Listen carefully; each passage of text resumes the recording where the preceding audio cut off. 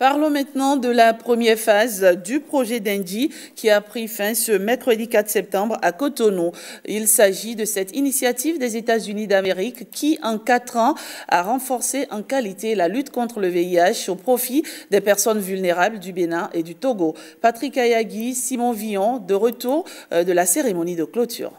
Longtemps stigmatisés, les travailleuses du sexe et les homosexuels touchés par le VIH-Sida voient progressivement le regard sur eux changer. C'est le résultat de la mise en œuvre depuis 4 ans du projet d'Engie au profit des populations cibles résidant le long du corridor Abidjan-Lagos. Celles-ci fréquentent désormais plus volontiers les centres de santé.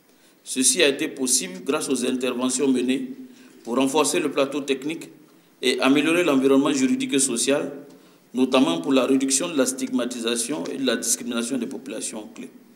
Au-delà des résultats chiffrés, le projet d'Engie a aussi permis d'enregistrer de bonnes pratiques qui, si elles sont mises à échelle, peuvent avoir un impact certain sur les résultats visés par le pays. Je voudrais vous réitérer le soutien des États-Unis envers les populations clés à travers un message du secrétaire d'État Mike Pompeo.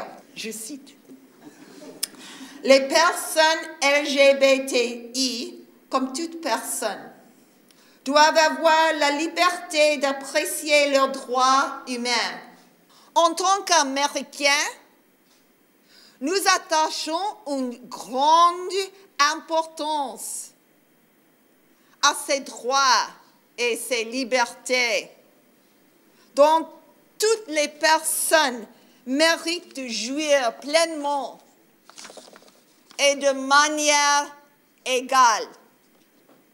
Les États-Unis sont fermement à vos côtés dans l'exercice de vos droits humains et de vos libertés fondamentale. Lancée par le gouvernement américain, mise en œuvre par l'organisation du corridor Abidjan-Lagos, cette initiative s'inscrivait en droite ligne des objectifs poursuivis par le gouvernement béninois. Je pense que ce que nous allons garder, c'est d'abord les acquis de ce projet.